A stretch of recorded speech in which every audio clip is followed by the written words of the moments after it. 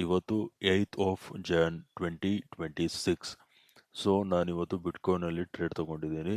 Pre point ಬಂದು 89,845, stop loss ಬಂದು 90,075, target ಬಂದು 89,200. ಇದ್ರದ್ದು ಲಾಜಿಕ್ ಬಗ್ಗೆ ಮಾತಾಡೋಣ. So let us move on to TradingView. ಈ ಝೋನು ನೋಡಿ ಸಪೋರ್ಟ್ ಝೋನ್ ಆಗಿ ಆಕ್ಟ್ ಮಾಡ್ತಿತ್ತು. ಈ ಝೋನ್ ಹತ್ರ ಬಂದಾಗ ಒಂದು ಅಪ್ ಮೂವ್ ಕೊಡ್ತು. This was the first attempt, this was the second attempt. Second attempt ಅಲ್ಲಿ ನೋಡಿ ಬೈಯರ್ಸು ಅಷ್ಟೊಂದು ಪ್ರೈಸ್ ನ ಪುಲ್ ಮಾಡಕ್ಕಾಗ್ಲಿಲ್ಲ. ಥರ್ಡ್ ಅಟೆಂಪ್ಟ್ ಹತ್ರ ಬಂತು. Third attempt full buying weak ಆಗೋಯ್ತು. ಈ ಕ್ಯಾಂಡಲ್ ಬ್ರೇಕ್ ಡೌನ್ ಕೊಡ್ತು. ಇದನ್ನ ರೀಟೆಸ್ಟ್ ಮಾಡ್ತು.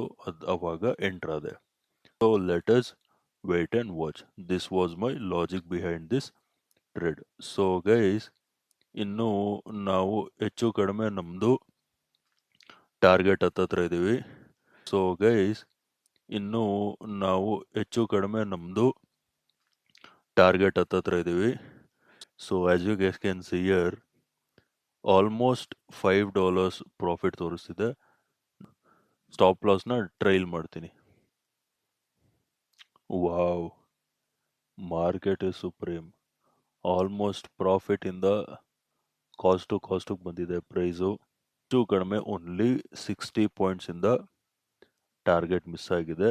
ಬಟ್ ಟ್ರೈಲ್ ಮಾಡಿದ್ದೀನಿ. ಇವಾಗ ನಂದು ರಿಸ್ಕ್ ಬಂದು $1.55. Okay guys, price almost stop loss ಹತ್ರ ಬಂದಿದೆ. ಸ್ಟಾಪ್ ಲಾಸ್ ಹಿಟ್ ಆಗಿದೆ. ಸೊ ಗೈಸ್,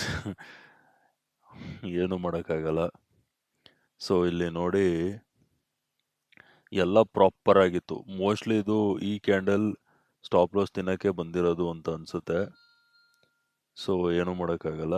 ಆಲ್ಮೋಸ್ಟು ಹೆಚ್ಚು ಕಡಿಮೆ ಅದು ಬಿಟ್ಕಾಯಿನಲ್ಲಿ 62 ಅಂದರೆ 50-60 ಪಾಯಿಂಟ್ಸಿಂದ ಟಾರ್ಗೆಟ್ ಮಿಸ್ ಆಗಿದೆ. ಸೊ ಎಕ್ಸಾಕ್ಟ್ ಅದೇ ಪಾಯಿಂಟಿಂದ ರಿವರ್ಸಲ್ ಬಂದಿದೆ. ಮೇ ಬಿ ನಂದು ಆ್ಯಕ್ಚುಲ್ ಆಗಿ ನಾನು ಟಾರ್ಗೆಟ್ನ ಸಪೋರ್ಟ್ ಲೆವೆಲ್ಸಿಂದ ಒಂಚೂರು ಮೇಲೇನೆ ಇಟ್ಟಿದ್ದೆ. ಈ ರೆಡ್ ಕಲರ್ ಲೈನ್ ಕಾಣ್ತಿದೆಯಲ್ಲ, so this was my actual target. That will be somewhere around 89,110. So ನಾನು 89,208 100 ಪಾಯಿಂಟ್ಸ್ ಮೇಲೆ ಇಟ್ಟಿದೆ. ಬಟ್ ಎಕ್ಸಾಕ್ಟ್ ಅದೇ ಪೊಸಿಷನಿಂದ ಪ್ರೈಸು ನಂದು ಸ್ಟಾಪ್ ಲಾಸ್ನ ಹಿಟ್ ಮಾಡಿದೆ. ಸೊ ಏನು ಮಾಡೋಕ್ಕಾಗಲ್ಲ. ಇಟ್ಸ್ ಆಲ್ ಏನು ಮಾಡೋಕ್ಕಾಗಲ್ಲ. ಬ್ಯಾಕ್ ಟು ಬ್ಯಾಕ್ ಲಾಸ್ ಆಗಿದೆ.